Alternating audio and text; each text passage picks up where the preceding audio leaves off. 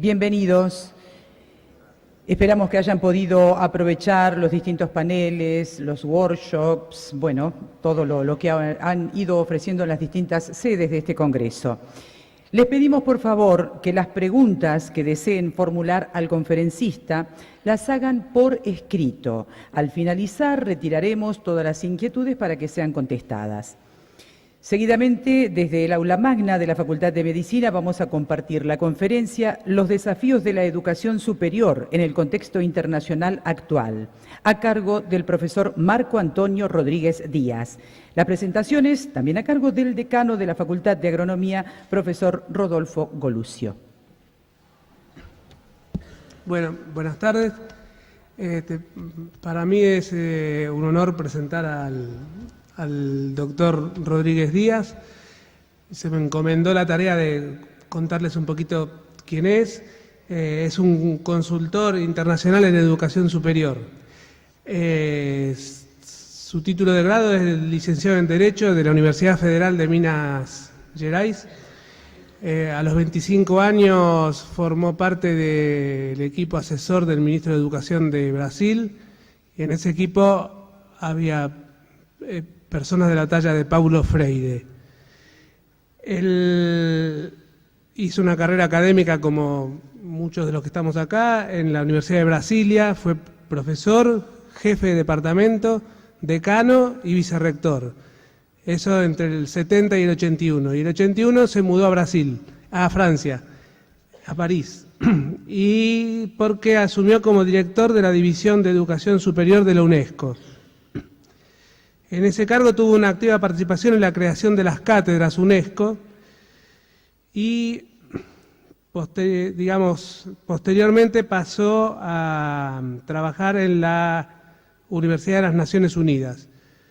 Fue asesor del rector de la Universidad de las Naciones Unidas del 2000 al 2009 y representante de la Universidad de las Naciones Unidas en la UNESCO del 2006 al 2009. Además, ha sido miembro externo del Instituto Jacques Maritain entre 2004 y 2008. Así que me parece que le vamos a poder sacar el jugo al doctor.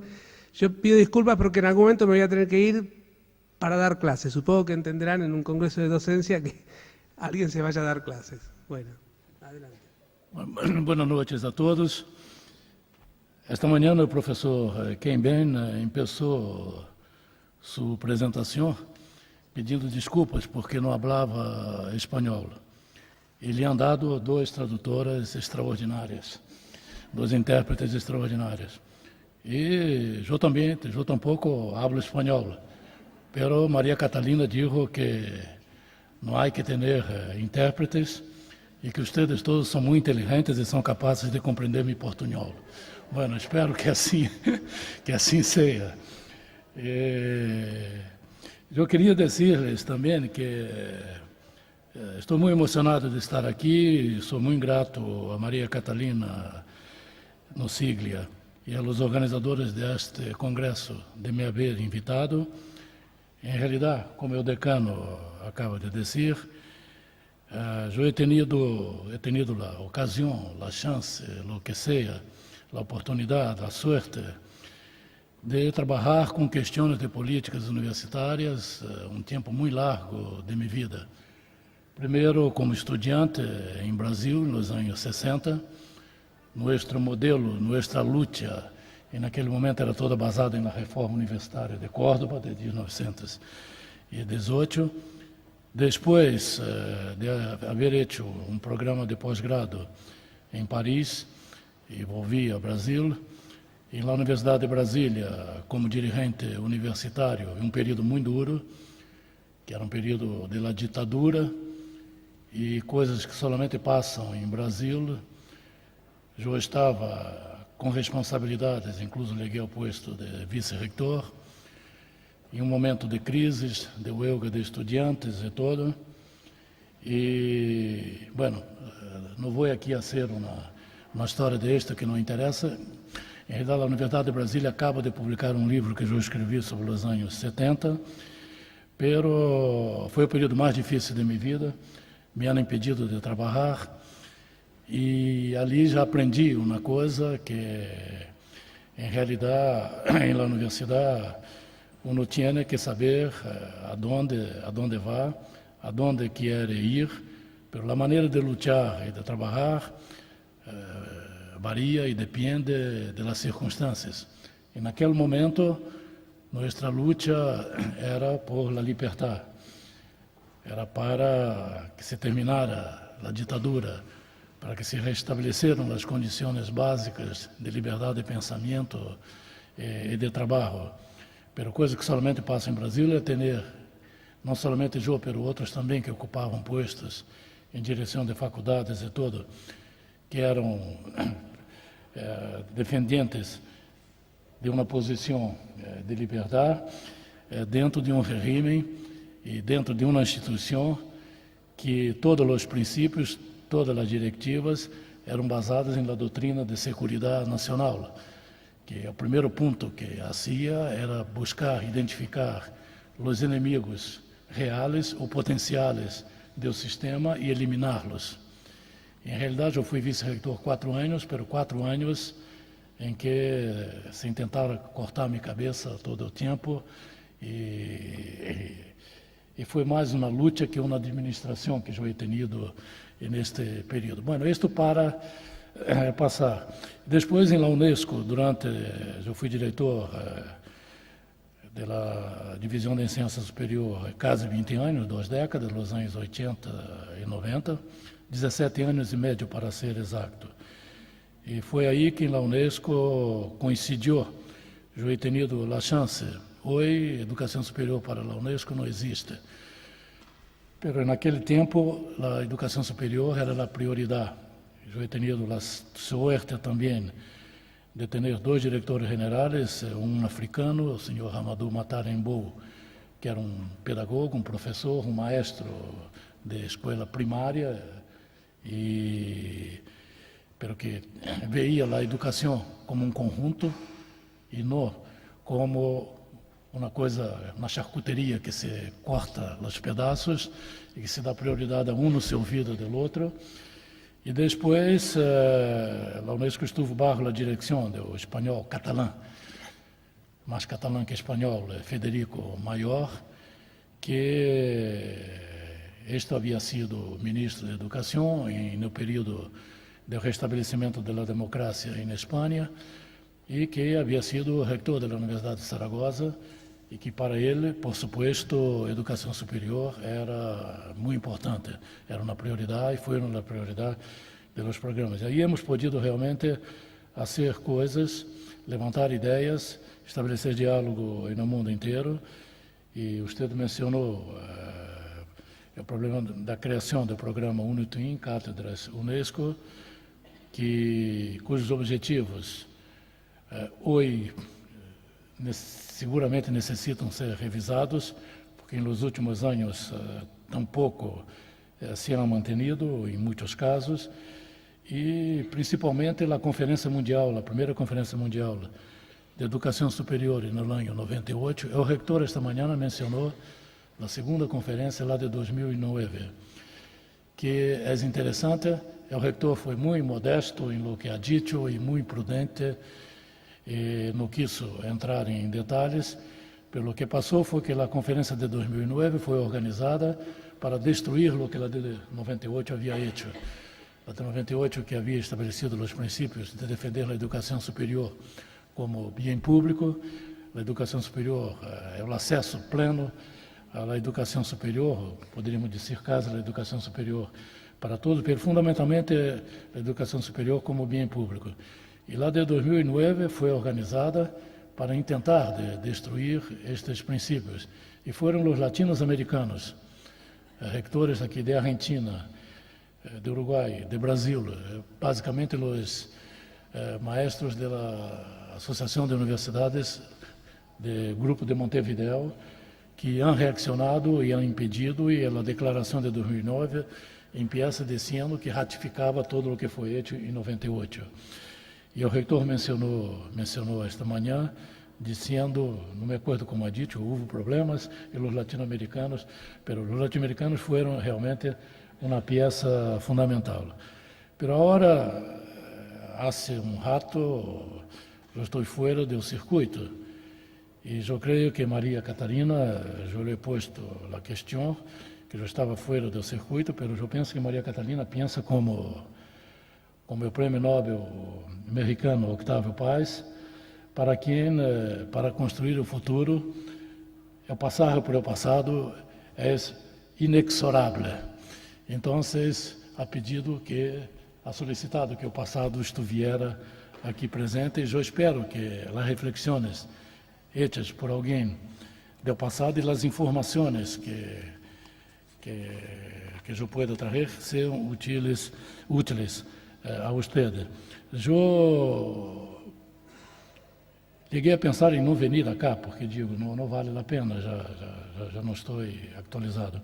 Pela verdade, já não é como quando eu estava na Unesco, é um fenômeno, estando na Unesco sendo educação superior prioritária, as informações veniam à tua oficina, sim, que tu estava sentado, e veniam os reitores, os ministros e todos os trabalhos que se faziam. É dizer, a qualquer momento, tu tenias a informação atualizada e no mundo inteiro, todo o tempo, era uma coisa natural. Pero, de toda maneira, se mantém a capacidade de acesso às informações.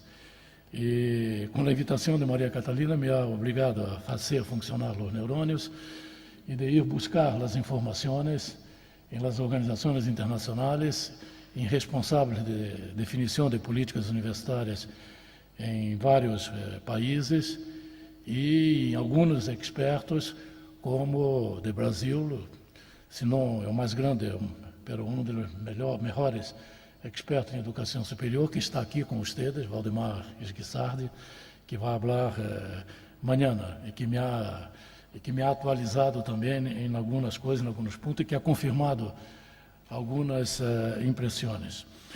E eu quero também dizer que eu estava psicologicamente muito pessimista, incluso com este trabalho que he hecho, porque é impressionante como algumas coisas, de meu ponto de vista, pioraram desde o 98, 99 para cá. Pero é muito estimulante o que he visto aqui neste congresso esta manhã, em parte da tarde, não estuve toda a tarde, mas em parte da tarde, nos grupos que eu acompanhei, é extremamente estimulante. Bueno, outra coisa também, vocês me desculpem de estar perdendo muito tempo com explicações, pero eu desde há pouco de tempo também deixei de utilizar PowerPoint. Empecé a hacerlo hasta descobrir que quando tu ligavas e apresentavas o PowerPoint, a metade dos assistentes já não se ocupava de lo que tu dizias. Estava vendo e notando o que estava. Então, se disse que não. O que eu hago sempre, a partir de agora, é ter simplesmente um guia onde há praticamente os capítulos e se vai vendo. Pero deixei para ser isto. Eu passei 3 dias, eu vivo em França, passei 3 dias em Brasil, de ser em Brasil, pero meu ordenador se murió na viagem de Paris para Rio e não he podido fazê-lo. Pero espero que, falando com vocês, aunque de uma maneira como se fosse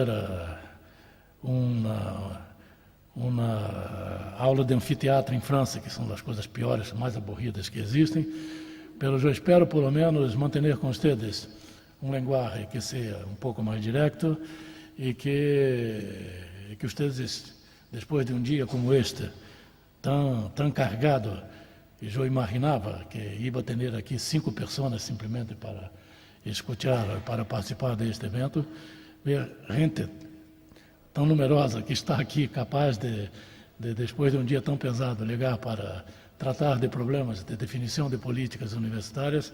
Isto também é muito estimulante e fantástico.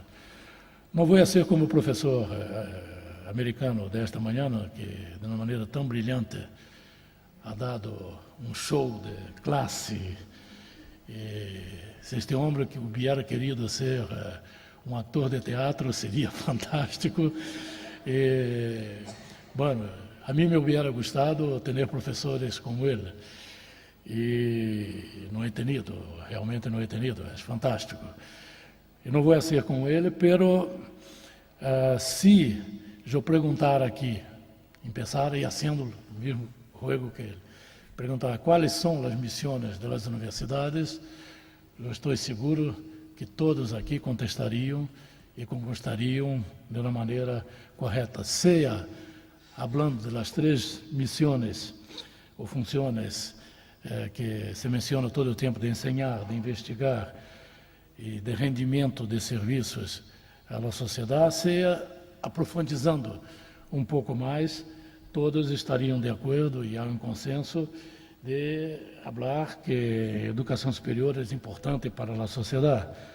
Também não é difícil obter um consenso em afirmações que muitos expertos fazem, que a ciência superior tinha que contribuir para o conjunto do sistema educativo e que tinha que ter em conta o mundo do trabalho, assim como colaborar para o desenvolvimento sustentável e para que as pessoas dos pueblos possam aprender a viver juntos.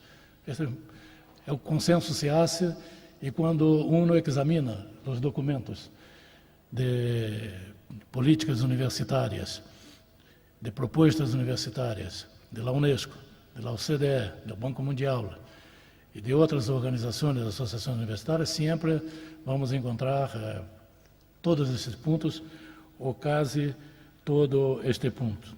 Pero este consenso desaparece completamente quando se barra a implementação de los mecanismos chamados a garantizar o cumprimento das missões. Aí o consenso acaba.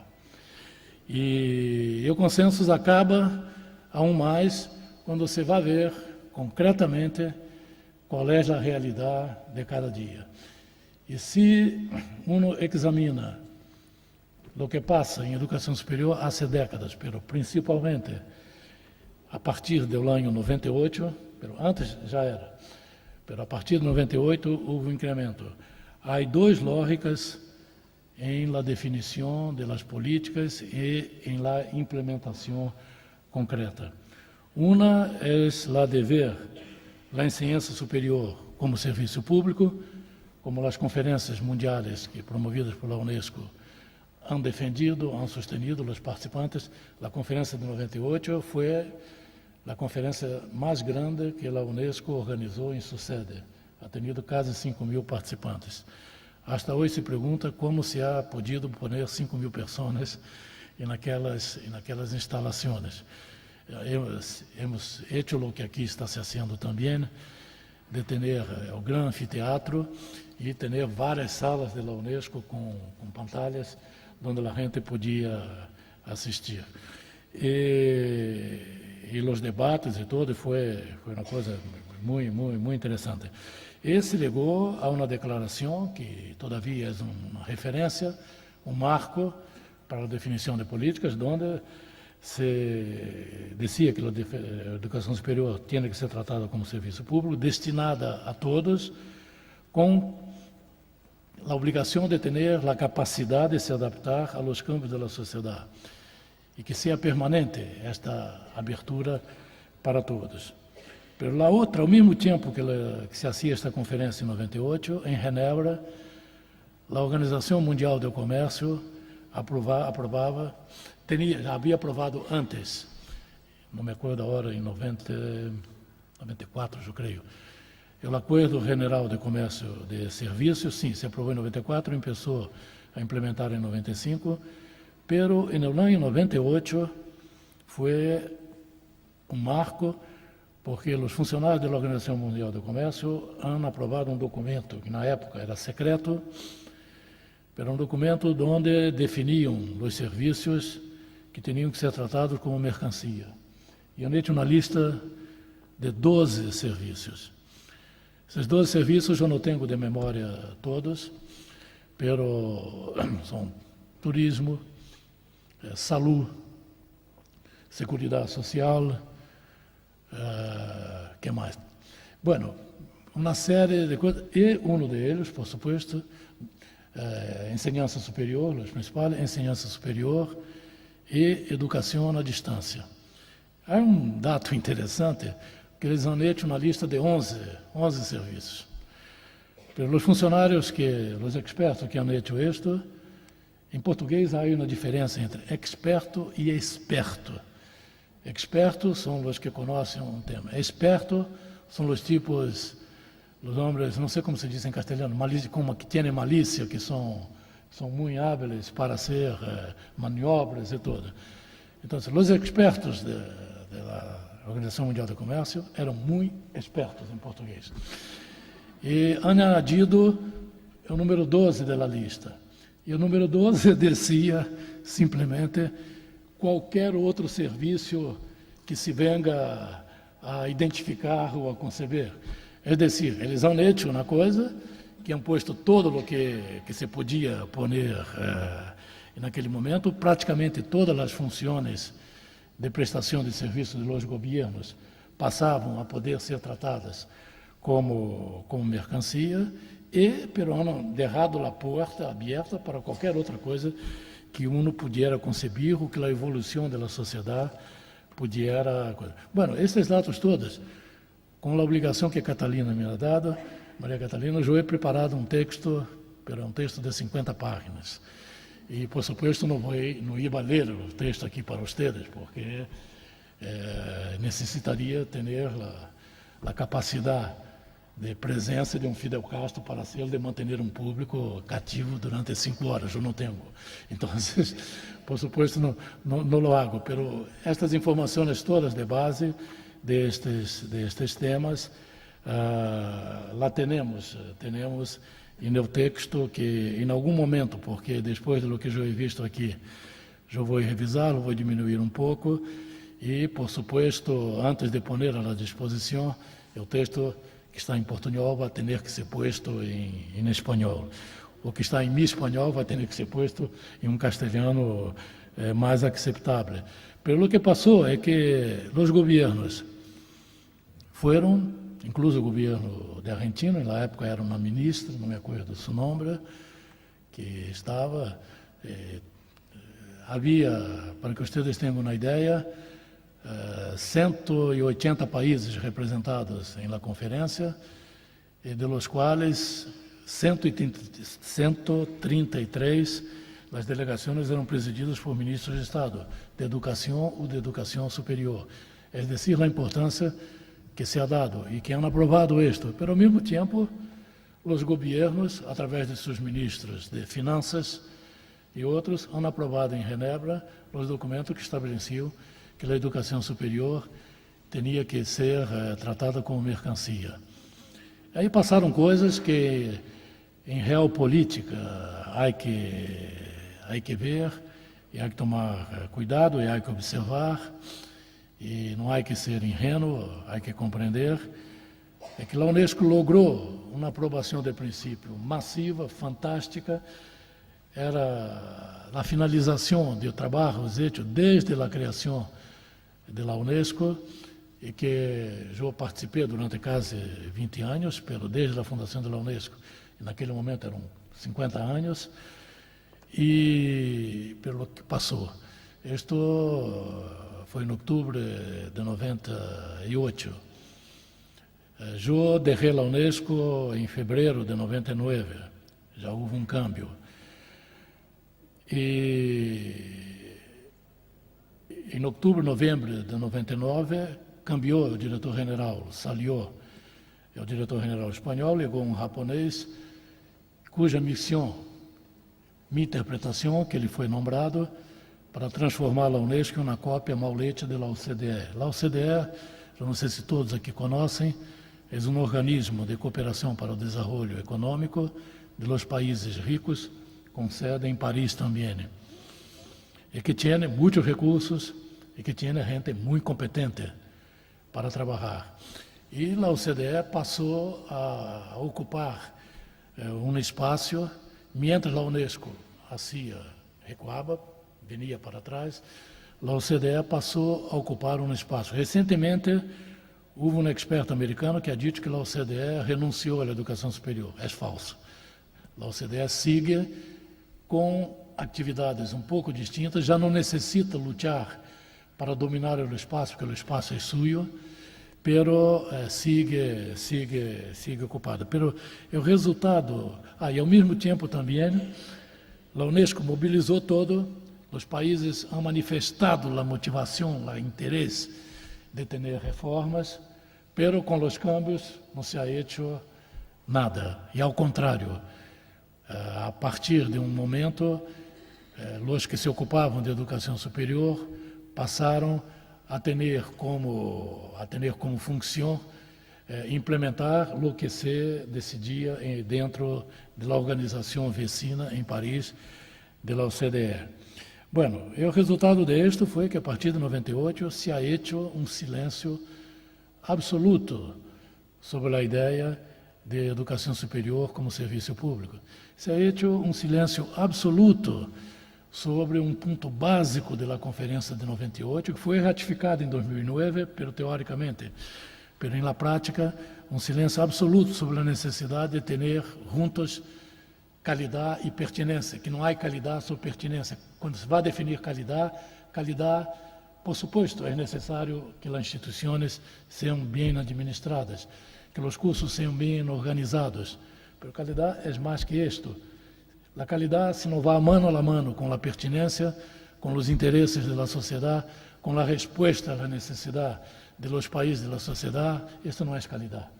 Isto é imitação, na prática, é imitação de lo que se hace em algumas outras sociedades. Isto é, em Brasil se usa muito a expressão macaquear, é dizer, fazer como o macaco, como o gorila, que copia o que hace o ser humano. Então, foi um fenômeno. E, ao mesmo tempo, se começou também, quando vocês analisam toda a evolução do pensamento e todo o que foi posto em prática por muitos governos que haviam aprovado o de serviço público, pero em la prática volvió o domínio do pensamento único, através da volta, sem decirla, a volta à teoria da modernização de los anos 50 e 60. Não sei se aqui vocês, eu não sei na Argentina qual foi o impacto nos anos 50 e 60 da teoria da modernização. Isto passava principalmente no campo, é o decano de ciências rurais aqui, e no campo de extensão rural.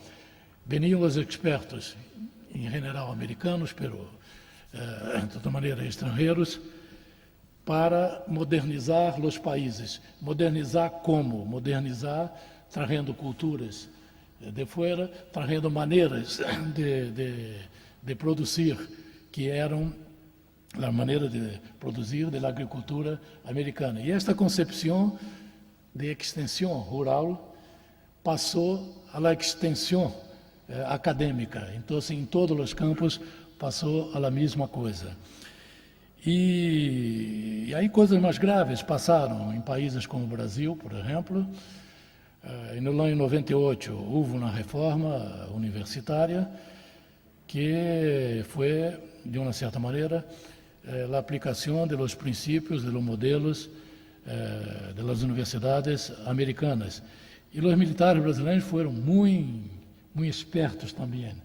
É decir, nós outros, os líderes estudantiles de los anos anteriores, de los períodos, das décadas anteriores, havíamos lutado por uma série de coisas, como o final das cátedras vitalícias, a criação de los departamentos, a não duplicação de médios, todas coisas pragmáticas e que em Estados Unidos funcionavam muito bem.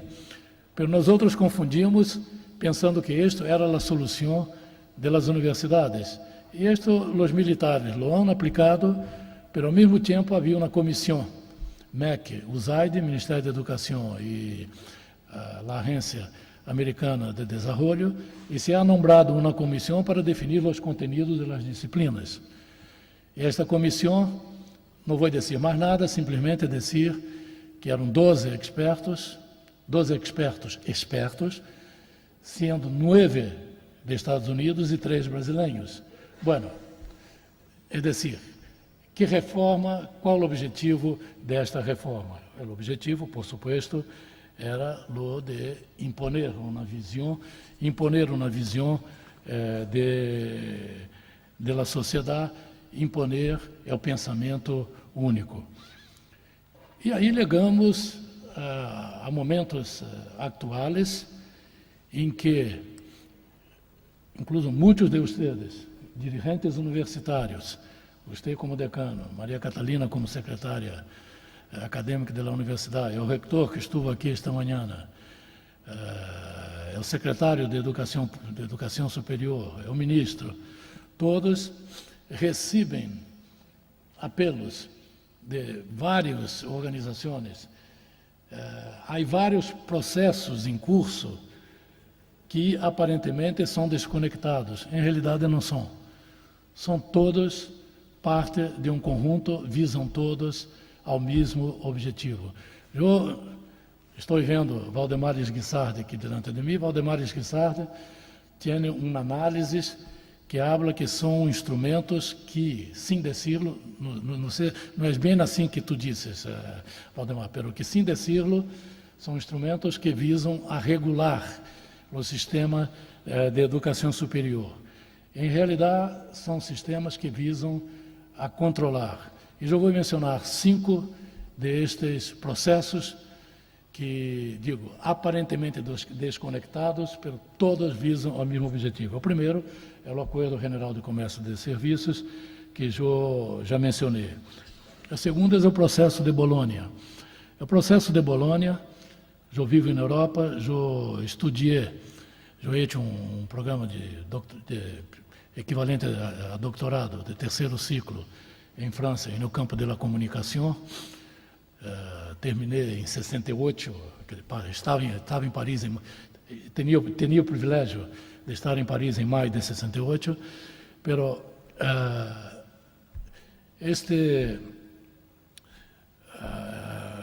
o processo de Bolonha para a Europa era extraordinariamente útil e necessário, e nesse sentido que, quando se ha decidido criar a União Europeia, criar o espaço europeu, era fundamental que as universidades participaram. Pero era impossível praticamente de fazer uma cooperação, tão diferentes eram os sistemas. O sistema da Universidade Francesa e o sistema alemão, nada que ver uma coisa com a outra. Então, este objetivo era importante de ter. E eu digo, eu estava em maio, eu depois participei, estando em la Unesco, de conselho com personalidade exterior de pelo menos 2 universidades em Paris. Tenho irmãos que foram estudantes em la Universidade Francesa e, estando em la Unesco, tinha os contatos, por supuesto. Este processo, um processo como o processo de Bolonha, era muito importante para a Europa. Mas há 2 pontos que eu creio difícil de aceitar. Há gente que aceita, não somente aceita, como intenta e quer implementar. O primeiro é a definição de competências. O processo se baseia muito em competências que servem, como na reforma brasileira de 98, a preparação de emendas por o grupo brasileiros e americanos, norte-americanos. As competências definem quais são as competências que tem que ter um estudante em cada disciplina. E por isso, qual tem que ser o conteúdo para que ele tenha esta competência. Mas são competências todas com vista ao mundo do trabalho. O mundo do trabalho, que nos informes Jacques Delors, o informe de Garford, de 70 e poucos, hablam de competências profissionais, mas competências também de cidadão, a competência incluso de aprender a viver juntos. Não, a competência do processo de Bolonha é a competência laboral, a empregabilidade e no mercado atual, principalmente nos interesses das grandes empresas, em particular das multinacionais. E aí entra o segundo problema que eu vejo no processo de Bolonha, que põe este processo neste conjunto de la vuelta ao pensamento único es que os europeus lançam isto e imediatamente vão a buscar a cooperação, pero a cooperação que já não é como era antes. Incluso europeus, incluso canadienses, alguns países que hasta finales de los anos 90 veíam a cooperação como um instrumento de solidariedade. A cooperação agora, em realidade, é sinônimo de venda de produtos. E aí a coisa cambia de figura completamente. Primeiro, os europeus querem vir à América Latina para que se adote um sistema, que é um sistema que não é ignorado na América Latina. A Universidade de Concepción em Chile lo começou, eu creio que ao final dos anos 50, ao princípio dos anos 60. A Universidade de Brasília, o projeto feito por Darcy Ribeiro, conscientemente utilizava o modelo americano de organização, não é o conteúdo. E depois a Universidade Federal de Minas Gerais, em Brasil, a Universidade de Los Andes, em Colômbia, também. E não sei se na Argentina alguma universidade já lo havia utilizado, mas é conhecido, os expertos em educação aqui na Argentina lo conhecem. E os europeus pensam que inventaram a rueda, não inventaram porque estão copiando o modelo americano, e chegam em uma região que já adotou o que tinham que fazer, por supuesto, isto eu digo sempre, em discussão com europeus, vocês tinham que ter um pouco mais de modéstia, chegar na América Latina e ver, vocês já han aplicado isto, como han aplicado, quais foram os resultados, que houve de positivo, houve coisas de positivo, quais foram os pontos positivos e quais foram os pontos negativos. Há coisas que, por exemplo, na Universidade de Brasília, no sistema de créditos, havia 3 dígitos, um para as classes, o outro para os trabalhos práticos, e o terceiro, trabalho feito em casa por os estudantes. Este terceiro ponto jamais fomos capazes de quantificar. Então, este é um ponto que no modelo, por lo menos na Universidade de Brasília, não funcionou. Então, há que ver isto com um espírito crítico muito grande no momento de fazer acordos neste campo. E o terceiro ponto, que é mais brutal, em minha opinião, são os intentos de implementação de um sistema internacional de acreditação. É uma espécie de ISO, que número quer dizer ISO? ISO 9000? É 9000? É o ISO 9000, olha Alicia, é o ISO 9000 que são estes modelos para dizer que uma empresa tem qualidade, que são os modelos das grandes companhias, por supuesto. E para elas está bem que as grandes companhias ou que as empresas privadas lo queiram aceitar. Pero se ha lançado e se ha produzido um documento, e que é um documento peligrosíssimo, porque é um documento que eu he visto muitos expertos, como alguns de vocês aqui, que chegam, vêm e dizem, pero é muito bueno este documento. Porque o documento diz que há que respeitar as culturas regionais, há que mirar os interesses de los países, há que etc, etc, etc. Pero, em latim, há uma expressão, envenenum cauda, é dizer, o veneno está na cola. Bueno, que é isso? Quando se liga à coisa prática, quando se vai definir que é a qualidade, quais são as organizações que têm qualidade. Aí são que princípios que se propõem para adotar neste documento. São os princípios de boas práticas das instituições que são membros da Convenção de Reconhecimento de Estudos de 1997, aprovada em Lisboa. Bueno, que convenção é esta? A Convenção sobre Convalidação de Estudos e de Diplomas da Unesco e do Conselho da Europa, que respondia aos interesses de quem? Dos países europeus, e mais Canadá, Estados Unidos, Israel e, em seguida, Austrália. Bueno, aí já se vê todo. Imediatamente, quando a coisa estava sendo discutida em la Unesco, houve 2 países, e eu me quedei muito orgulhoso nesta ocasião, porque um deles foram jovens diplomatas brasileiros que han visto isto e han encontrado que a coisa era rara, e o mesmo passou com os diplomáticos de Índia, que han visto isto alguma coisa aí que não funciona, porque que é o que se busca com este sistema de acreditação? A coisa é muito simples. Se hace um sistema de reconhecimento de estudos, pero vão dizer quais são as instituições ou quais países, ou instituições de que países que podem ser reconhecidas, são aquelas que obedecem a estas normas. E as normas são as boas práticas de los países onde o mundo anglo-saxônico é que domina. É uma coisa extraordinariamente maquiavélica. Aí houve um conflito grande no Conselho Executivo da Unesco e se ha hecho um acordo. O acordo foi que não se aprovou como documento da Unesco, pero se autorizou a los funcionários da Unesco a assessorar os países que lo quisieron. Bueno, passou o que se podia prever imediatamente e o documento foi aprovado na conferência da OCDE. O documento se apresenta como um documento da OCDE e da Unesco, porque os funcionários estão implicados. Este documento, em minha opinião, é extraordinariamente peligroso se uno quer manter a educação como vinculada às necessidades de seu país. Bueno, eu estou dando uma pintura muito grande e hago propaganda de meu texto, onde vocês vão ver e vão ter as referências onde podem buscar mais informações.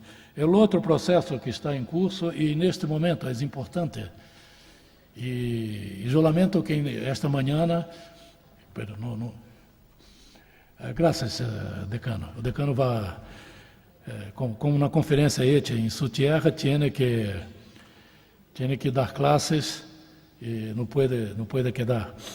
Muitas graças. O outro processo, o outro elemento deste grande processo, se querem, é a reforma das convenções sobre o reconhecimento de estudos e de diplomas. Este é um processo que foi levado por a Unesco durante uns 40 anos. A Unesco decidiu de começar por la base regional, porque seria mais fácil fazer acordos. Começou com a América Latina no ano, creio que 73. Depois todas as regiões lo han hecho e a ideia era legar a uma convenção mundial. Pero no momento que se iba a legar a convenção mundial, eu estava todavia na Unesco naquele momento, se ha visto que não havia condições políticas, porque os ingleses, por supuesto, consideram que o mundo inteiro tem que como se reconhecer o valor não somente de Oxford e Cambridge, mas de todas as universidades inglesas. Pelos ingleses reconhecer os diplomas de Burkina Faso, de Mali, de Bolívia, de Brasil, de Argentina, jamais. Podem querer a hora, porque os processos são interconectados, se aprova o documento de la acreditação, que eu mencionei antes. Pero se ha decidido e se ha empezado a reformar as convenções regionais. Pero reformar como? Em que base? Que é o que se oferece aos países para reformar? É a Convenção Europeia de 97, que foi uma convenção diferente das outras, que é uma convenção que responde a todo o que o Conselho da Europa, a União Europeia, a OCDE querem. Então, está em processo em curso, estão discutindo aqui na América Latina isto. E agora, o que se anuncia, o mês próximo, há uma conferência general da Unesco, onde a diretora general, que é uma mulher, uma búlgara, provavelmente está quase certo, o Conselho Executivo aprovou sua renovação, então, pode, eleição jamais se sabe, pero Não se conhece nenhum caso que o Conselho Executivo ha hecho a recomendação e que a plenária da Conferência General votou diferente. Por lo menos eu não conosco. E seguramente ela vai ser reelegida. E ela decidiu volver a dar à educação superior uma prioridade. Bueno, é positivo, é isso. Mas eu, utilizando o que Rafael Guarga, da Universidade da República de Montevideo, dizia, você em casos como este tem que usar a teoria da paranoia. Ele dizia, tem que ser paranoico e ver se, pero, como vai ser hecho, que prioridade é esta que vai ser dada. Há que ver muito bem.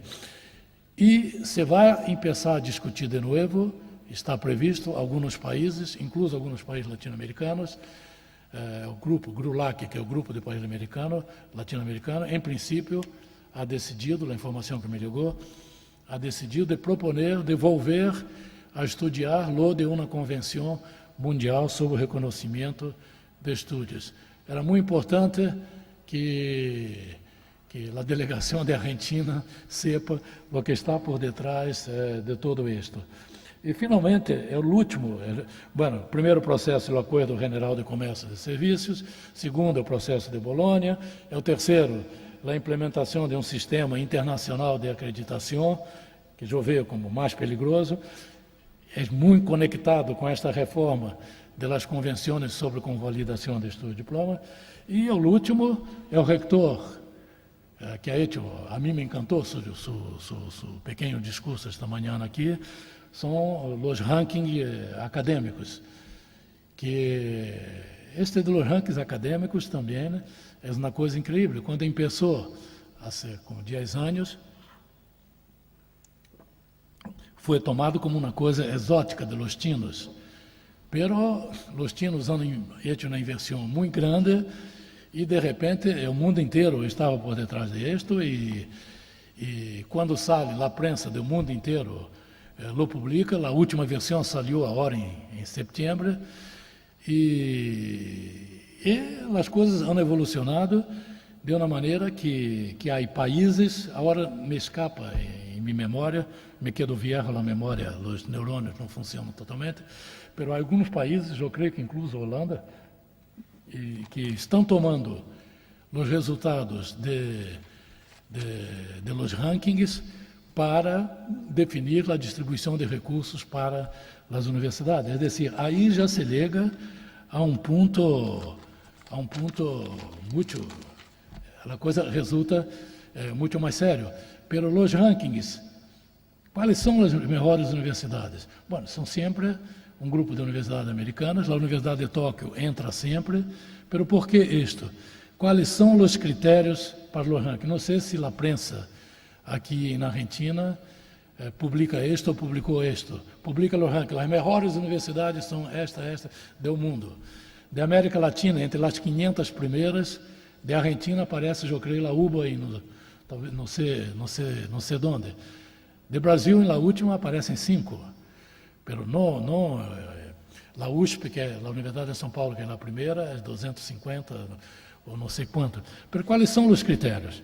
Os critérios, 20% é o número de prêmios Nobel e Fields que a universidade tem.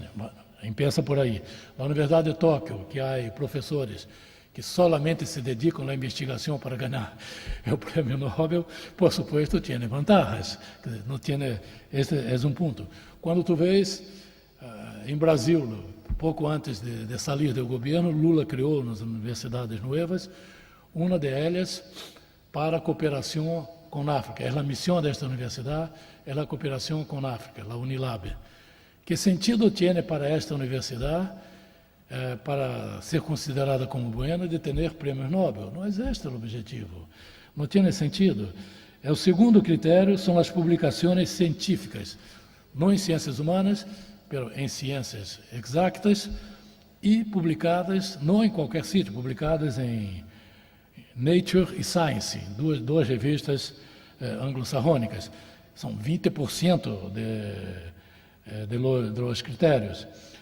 As citações de los trabalhos, 20%. As investigações que são citadas durante os últimos 5 anos, 20%, e o número de ensinantes e investigadores, 10%. É decir, são um listado de critérios que não tem nada a ver com a qualidade da enseñança, que não tem nada a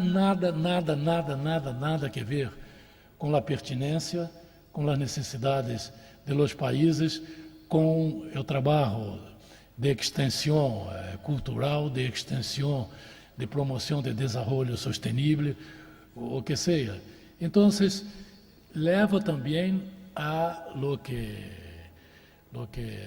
Valdemar Guiçard chama sistemas de regulação. Todos estes 5 elementos, 5 processos, os 5 projetos, 5 programas, 5 o que vocês queiram, em realidade é uma coisa sola que leva a uma situação em que no mundo de hoje, principalmente com o desenvolvimento das novas tecnologias, cada vez mais facilita a ocupação e a penetração. Então, chegamos a uma situação hoje em que, em muitos lugares, incluso em França, de onde eu venho, alguns economistas estão publicando trabalhos anunciando o fim da globalização, que a globalização acabou. Não acabou nada, não. Evidente que não acabou. E se vocês... Bueno, vai ser como o professor americano aqui desta manhã. Quem ha leído a revista The Economist desta semana, que tem um dossiê completo sobre a globalização? Já veio uma pessoa. Bueno, a revista hebdomadário The Economist é um hebdomadário muito sério. É o mais bem documentado.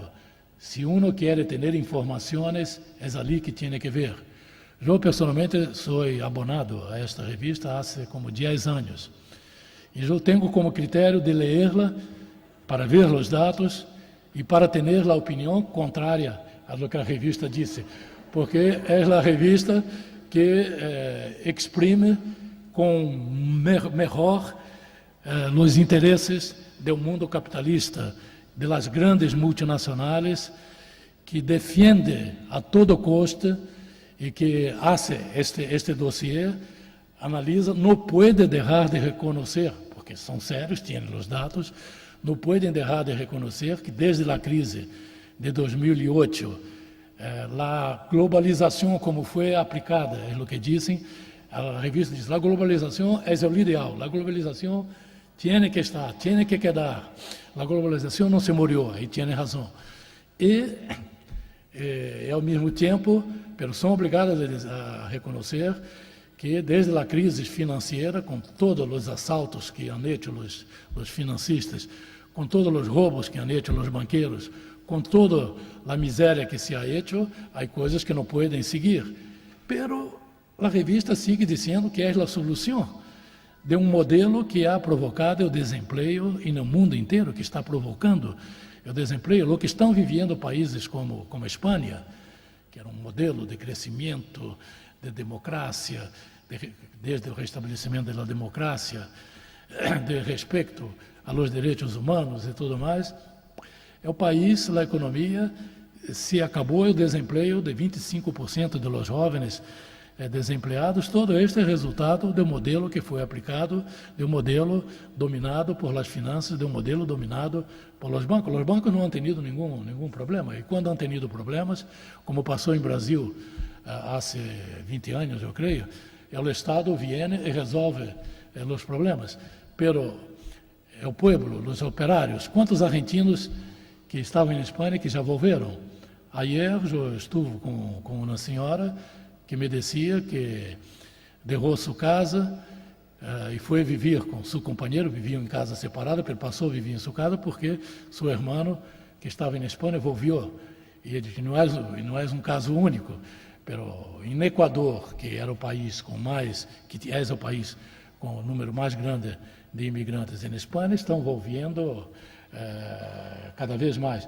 Bueno, é irrealismo pensar que acabou. Então, The Economist pede ou disse que há que fazer uma pausa para melhorar, mas não para acabar com este tipo de globalização ou não para cambiar radicalmente.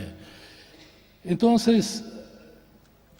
e ao mesmo tempo, é irrealista dizer que acabou, porque aqui, incluso vocês, estão trabalhando com as novas tecnologias, estão vendo o que são as tecnologias. O professor texano, que esta manhã descia e perguntava quantos dentre vocês têm que contestar neste momento a perguntas de ninhos de 5, 6 anos.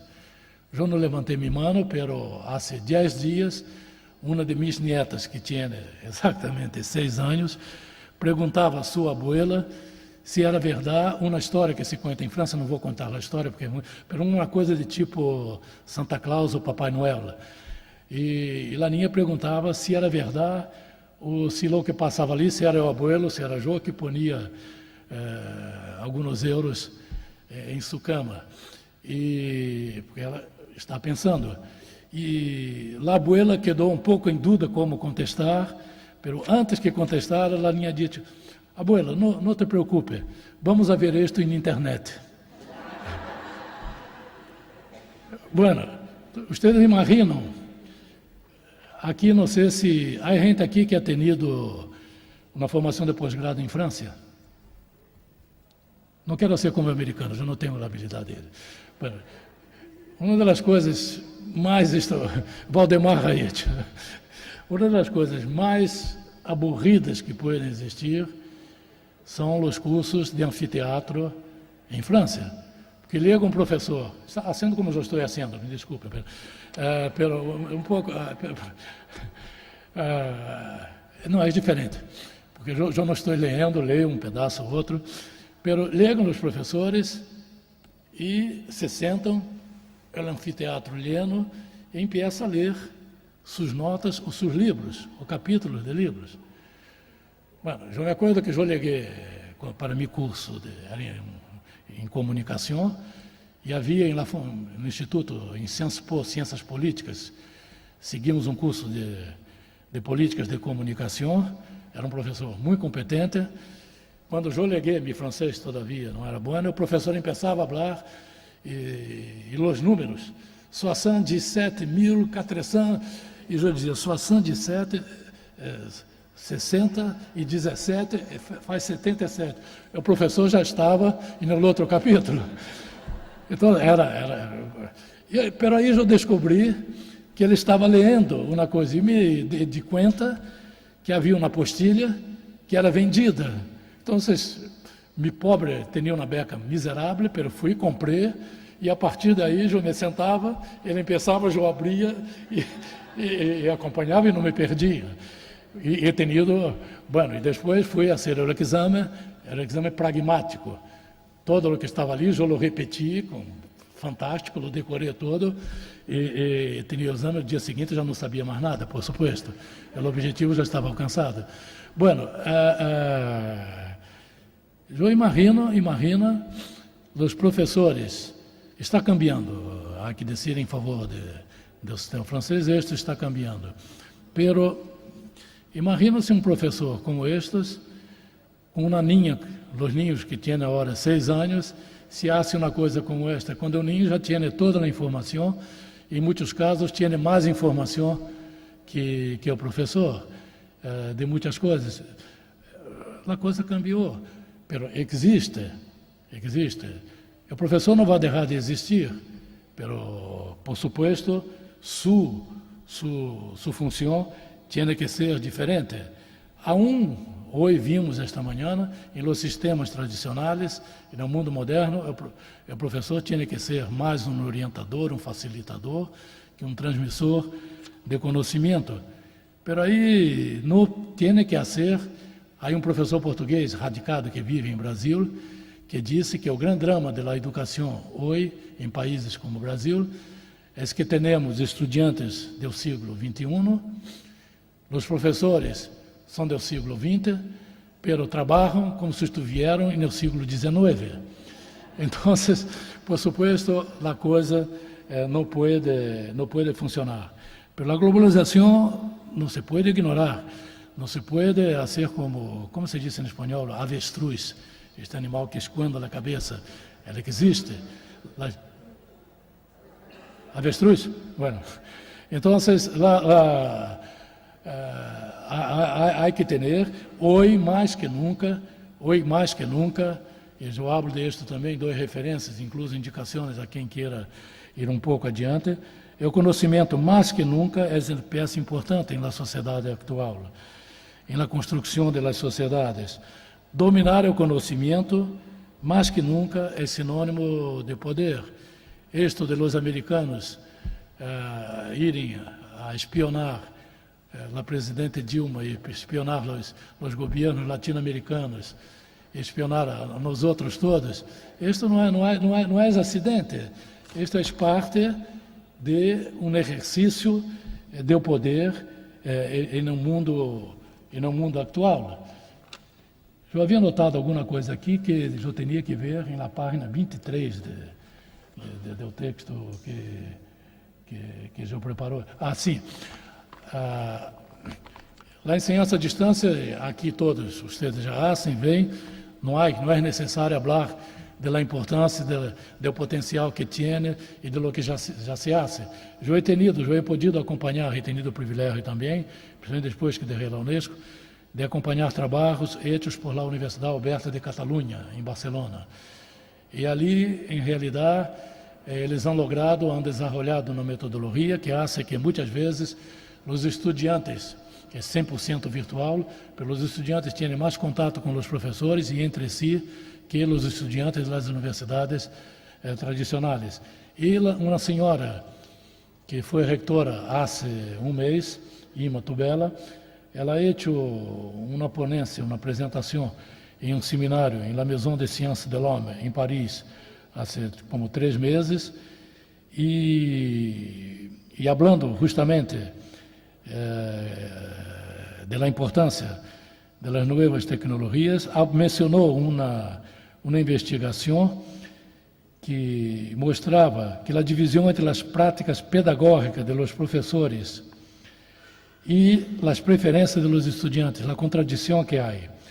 Então, se dizia que as atividades mais comuns em la sala, essa investigação foi feita em Inglaterra. As atividades mais comuns em la sala de classe previstas por os professores são copiar de um quadro ou de um livro, 52%, escutar a lição do professor, 33%, debater o curso, 29%, ou tomar nota sobre a lição do professor, 25%. O trabalho com o ordenador se limita a 16%. Mas quando se via o que os estudantes queriam, as práticas preferidas dos estudantes incluem o trabalho em grupo, 55%, atividades práticas, 39%, trabalho com amigos, 35%, a utilização do ordenador, 31%, mientras copiar coisas do quadro queda solamente 8%.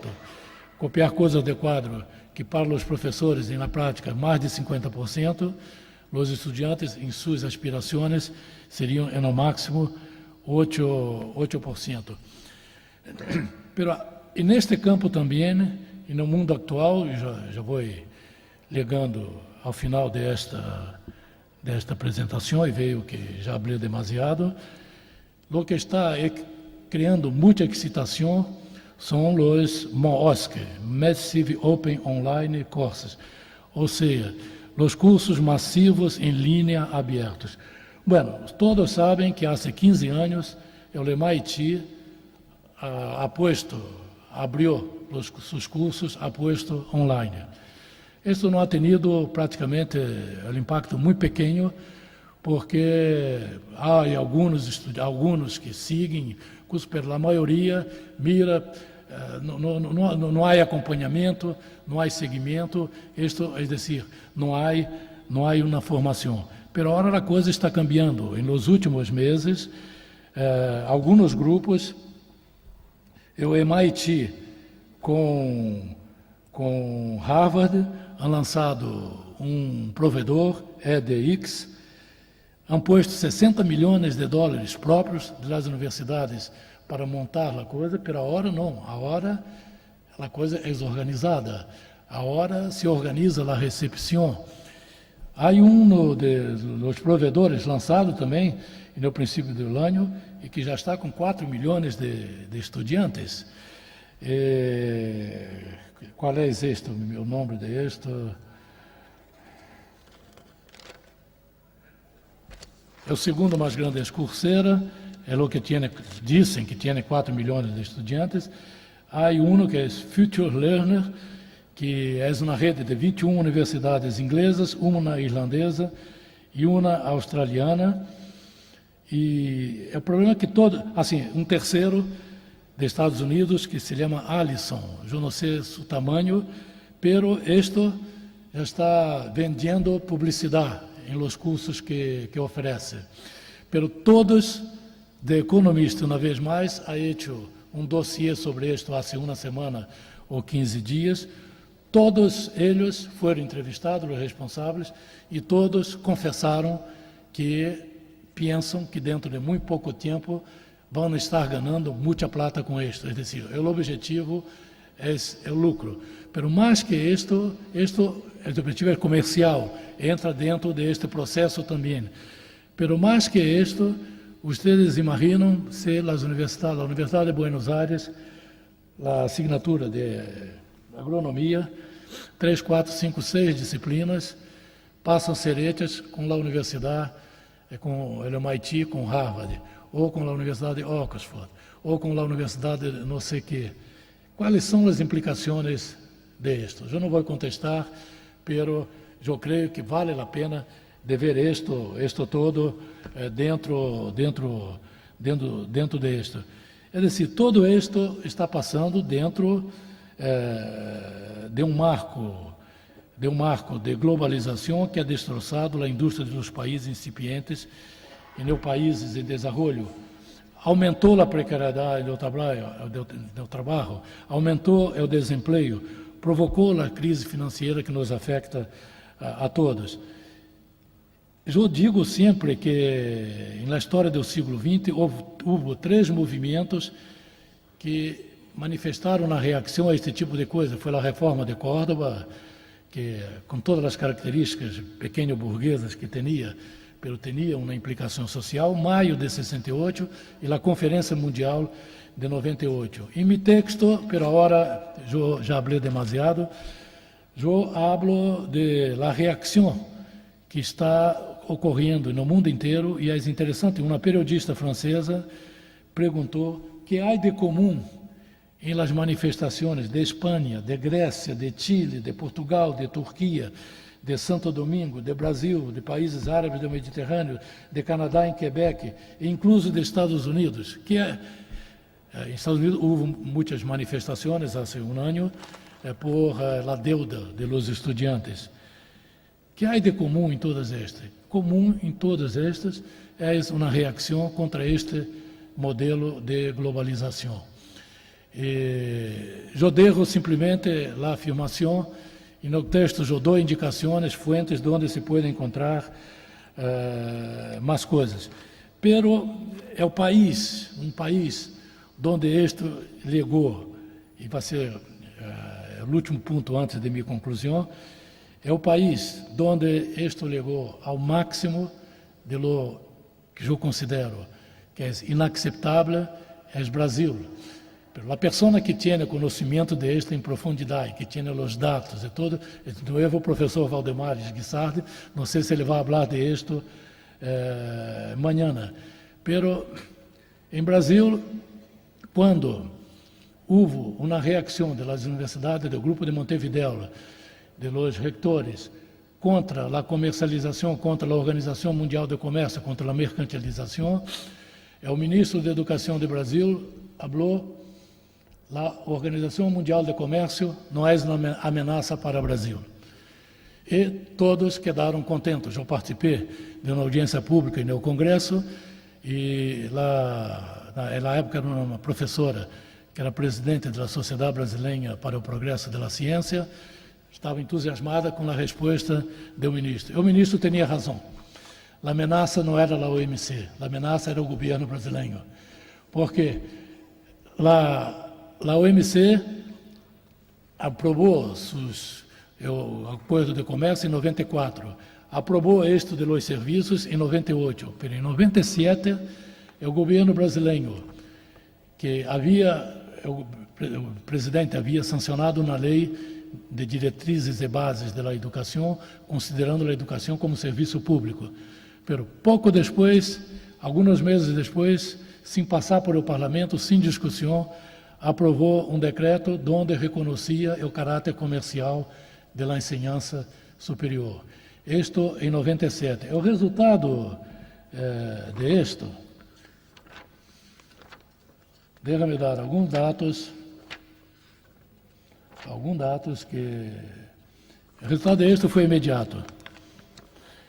Em 99, foi em 97. Em 99, 48% das instituições de enseñanza superior já eram privadas mercantiles. Mas não quedou aí. Atualmente, 2013, é mais que 80%. É dizer, atualmente em Brasil, mais que 80% das instituições de enseñanza superior são comerciais mercantiles. Mais que isto ha permitido a criação de grandes grupos, muitos de eles que têm como acionistas fundos de pensão norte-americanos, grupos estrangeiros e tudo mais.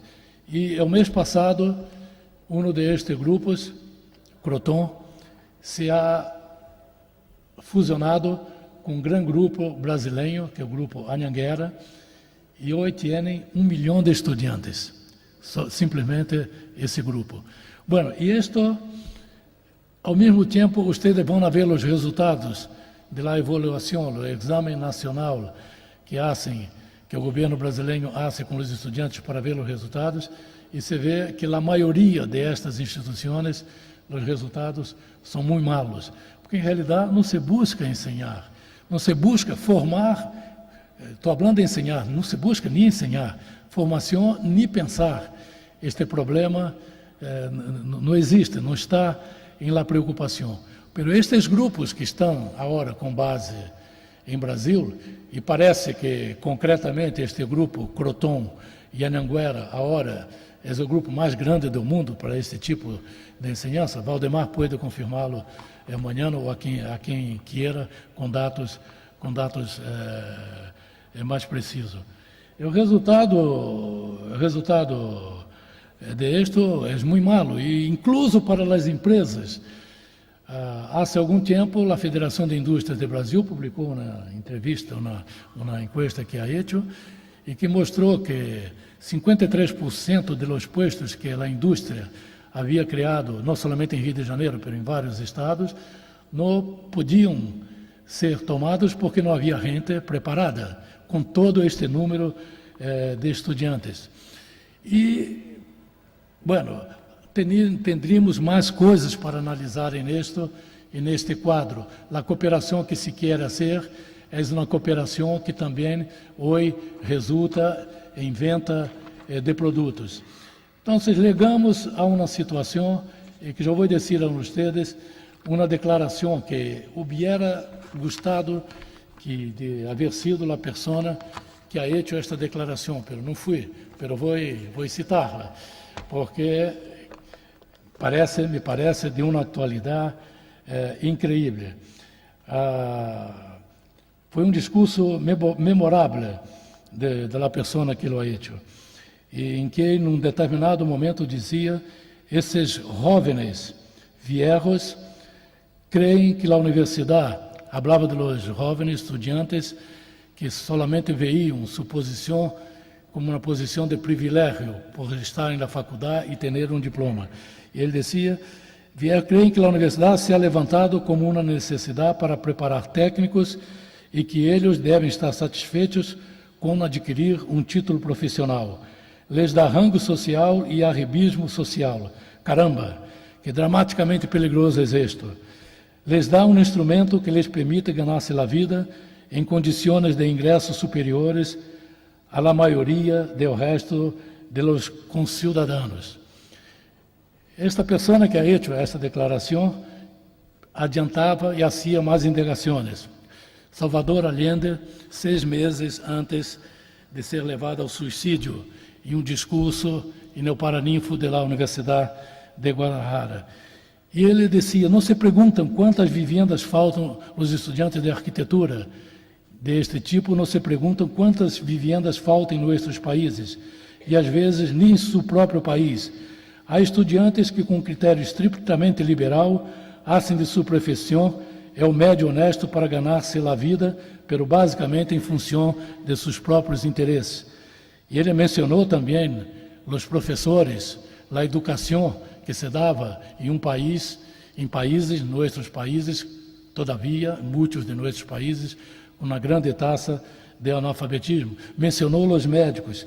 Eu estou seguro que se Allende estivesse vivo e se era um discurso hoje fácil à realidade atual, ele talvez não ia mencionar nenhuma destas categorias, ou mencionaria, mas não deixaria de mencionar os economistas, as economias. Por quê? Todo o que passou no mundo nas últimas décadas com o domínio da economia liberal ou neoliberal sobre a educação, vem de onde? Que han hecho os estudantes de economia franceses, no início deste ano, han hecho han lançado um manifesto dizendo, a formação que recebemos desconectada da história que se escreve bajo os nossos olhos. Falta uma visão crítica. Há uma concentração do programa em uma parcela insuficiente da disciplina econômica. Há um aislamento completo com relação a outras ciências sociais. É simplesmente a economia neoclássica que se ensina. Não sei como está a enseñança de economia aqui na Argentina, mas vamos a ver os economistas que han aplicado as políticas neoliberais em Brasília, que muitos deles eram professores que hoje são todos banqueiros. Os economistas que, quando estudantes, eram revolucionários de partidos revolucionários em Chile e que foram os que aplicaram a política do ditador Allende e que se aplicaram depois a manutenção desta política quando houve a redemocratização. Bueno, todo isto uma formação de economia que tem que ser forte em matemáticas, mas basada simplesmente na matemática, em cálculos para ver vantagens, para ver como se produz mais, sem nenhuma preocupação com as necessidades sociais. Então, Allende terminava, dizia que, mostrando dados estatísticos daquele período, de lá em 73, que somos países ricos potencialmente e vivíamos pobres. E quais são as implicações de todo isto para a universidade? De maneira magistral, em uma espécie, eu digo, de herência que nos deixou, hablando neste grande paraninfo da Universidade de Guadalajara, que de uma maneira certa recuerda um pouco este paraninfo aqui, este anfiteatro aqui, que lá eles chamam de paraninfo. Ele terminou dizendo e repetiu, ele falou primeiro, que o reitor da Universidade de Buenos Aires também, de uma maneira singela, ele mencionou também como ideal. Pero Allende terminou dizendo, temos que entender que quando falamos de uma universidade que entende que para que termine esta realidade brutal que há mais de um século e meio pesa sobre nós outros, em los cambios econômicos estruturais, o que se requer é a formação de um profissional comprometido com o câmbio social. Bueno, isto todo não são coisas, não são receitas, não são princípios para a vida de vocês todos os dias, pero todo o que está nestes pontos que eu levantei tem implicação para a vida de vocês, tem implicação para a organização dos sistemas de educação, em los países, e são pontos que são fundamentais para formar um profissional comprometido com o câmbio social e para se formar gente que pueda construir um mundo melhor, como dizia o reitor da Universidade de Buenos Aires esta manhã. E eu estou plenamente de acordo com isso, por supuesto. E me desculpem de haver tomado tanto tempo. Graças.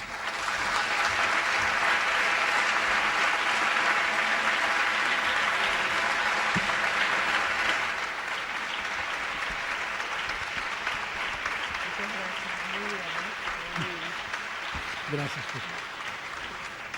Yo lamento que siendo las 8 no podemos abrir ahora el debate.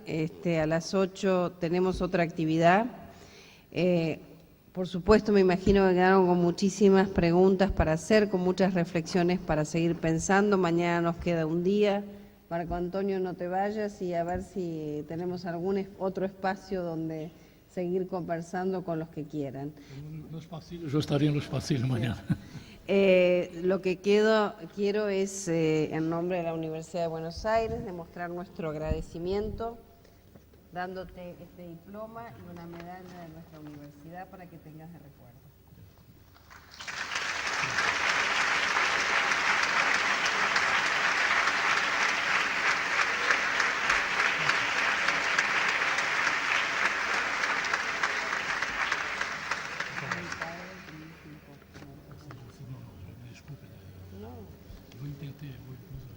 No, estuvo muy bien, la gente mira todo el auditorio, callada, lamento no poder llegar aquí.